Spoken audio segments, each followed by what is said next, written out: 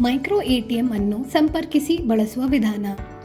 ಪೇರೂಪ್ application ಅನ್ನು ತೆರೆದು sign in ಮಾಡಿರಿ.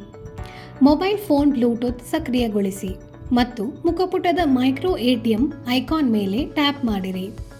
ಪವರ್ ಬಟನ್ ಒತ್ತಿರಿ ಮತ್ತು micro ATM device switch on ಮಾಡಿರಿ.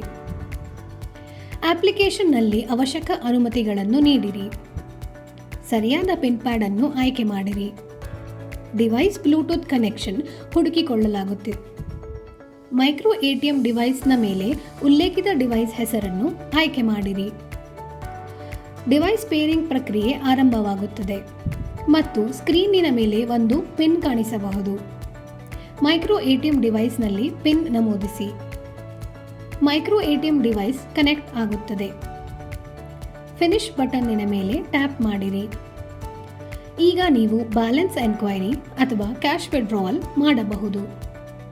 ಕ್ಯಾಶ್ ವಿಡ್ರಾವಲ್ ಆಯ್ಕೆಗಾಗಿ ಕ್ಯಾಶ್ ವಿಡ್ರಾವಲ್ ಆಪ್ಷನ್ನಿನ ಮೇಲೆ ಟ್ಯಾಪ್ ಮಾಡಿರಿ. ಬಯಸುವ ಮೊತ್ತವನ್ನು ನಮೂದಿಸಿ. ಮುಂದುವರಿಸಲು ಟ್ಯಾಪ್ ಮಾಡಿರಿ.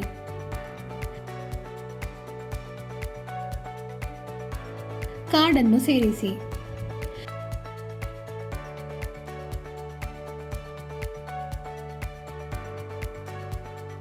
ಕಾರ್ಡ್ ಅದೇ ಸ್ಥಾನದಲ್ಲಿರಲಿ. ಪಾಸ್ವರ್ಡ್ ನಮೂದಿಸಿ. ಎಂಟರ್ ಬಟನ್ ಅನ್ನು ಒತ್ತಿರಿ. ಈಗ ಕಾರ್ಡ್ ಹೊರತೆಗೆಯಬಹುದು. ಕ್ಯಾಶ್ ಯಶಸ್ವಿಯಾಗಿ ಮ್ಯಾಗ್ನೆಟ್ ವಾಲೆಟ್ಗೆ ಹಾಕಲಾಗಿದೆ.